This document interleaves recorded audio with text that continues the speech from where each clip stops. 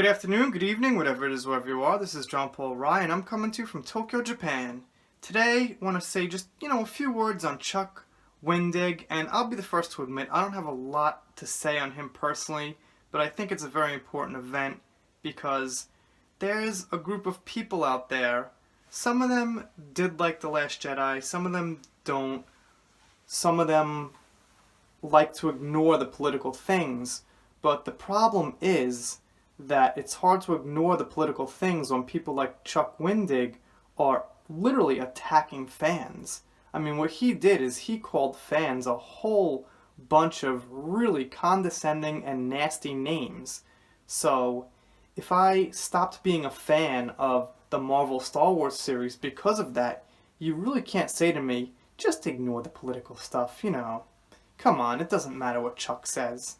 And in that very same light, I've got a few friends of mine who want to kind of ignore the political stuff and say, well, let's just take the good with the good and the bad with the bad and move on with Star Wars, guys. Well, the problem is, when people like Chuck Wendig, I can't even say that name. That name's horrible. I call him Wendig because, fuck it. Alright.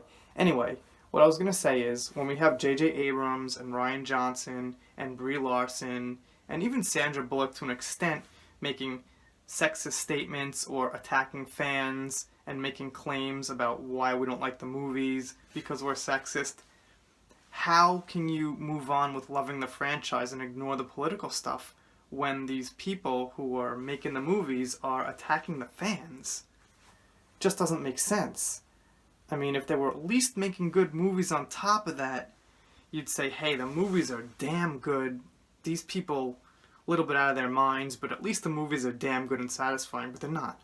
The movies are, let's just say, mediocre at best. I think they're absolutely horrible, but if I had to meet in the middle with somebody, we could at least say they're mediocre Star Wars movies. Marvel's looking a little better than Star Wars, but, for me personally, they're one big family in Hollywood, and they are both owned by Disney with Star Wars and Marvel, where most of these comments are coming from. So we can consider them under the same roof because they're owned by Disney. The last point I wanted to make about Chuck Wendig is he gone? Who knows? I mean, everyone's like, yeah, Chuck's gone, and it's awesome, and yeah, I'm glad to see him go too, but I don't know if he's going to be gone, because we just learned recently from James Gunn being let go by, Disney Marvel, picked back up by DC. Now James is just back in a major motion picture franchise. So will Chuck Wendig dig? No editing. Fuck it. I don't care about the guy's last name. He's Chuck Wendig to me. Will he be picked up by some other company? I wouldn't be surprised. So, just kind of sit tight, see what happens, and let's hope he's gone. Anyway, this community is growing little by little. If you'd like to subscribe here, please click that subscribe button. And I'd love to hear your thoughts. Tell me what you think about Chuck Wendig. And yeah, I will see you next time.